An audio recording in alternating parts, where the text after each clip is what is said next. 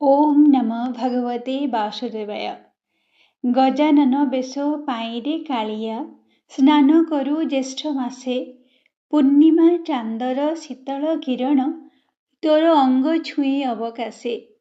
भ्राता भगिनीଙ୍କୁ ସାଙ୍ଗରେ ଧରି, ମଣ୍ଡପରେ ବିଜେ ବରଷା କରି। ଆଶିଷ ଦେଇରେ କାଳିଆ ତୁହି, ଆତ୍ମା ମୋକ୍ଷ ପାଉ ବୈକୁଣ୍ଠେ ଯାଇ। କାଳିଆ କାଳିଆ 108 ଗରା ସୁନାକୁ ଅଜଳ ଖଞ୍ଜା ତୋ ପାଇଁ।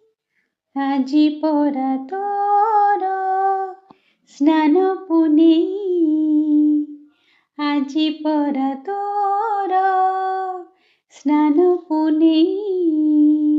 ପବିତ୍ର ଦେବସ୍ନାନ ପୂର୍ଣ୍ଣିମା ଅବସରରେ ସମଗ୍ର ବିଶ୍ୱର ସମସ୍ତ ଜଗନ୍ନାଥ ପ୍ରେମୀ ଭାଇ ଭଉଣୀମାନଙ୍କୁ ହାର୍ଦ୍ଦିକ ଅଭିନନ୍ଦନ ଓ ଶୁଭେଚ୍ଛା। ମହାପ୍ରଭୁ ଜଗନ୍ନାଥଙ୍କ ଅପାର କୃପା ସମସ୍ତଙ୍କ ଉପରେ ସଦା ବର୍ଷିତ ହେଉ। ଜୟ ଜଗନ୍ନାଥ। ବର୍ଷ ସାରା ଚତୁର୍ଦ୍ଧାମୂର୍ତ୍ତିଙ୍କୁ ବିମ୍ବ ସ୍ନାନ ବା ପ୍ରତିବିମ୍ବ ସ୍ନାନ କରାଯାଇଥାଏ। ବିଗ୍ରହ ଗୁଡ଼ିକରେ ଜଳସ୍ପର୍ଶ ହୋଇନଥାଏ। ଜ୍ୟେଷ୍ଠ ପୂର୍ଣ୍ଣିମାରେ 108 ନୂତନ କୁମ୍ଭର ବିଗ୍ରହମାନଙ୍କୁ ଜଳ ସ୍ନାନ କରାଯାଏ। ଏହି ଦିନଟି ଦେବସ୍ନାନ ପୂର୍ଣ୍ଣିମା ନାମରେ ପରିଚିତ।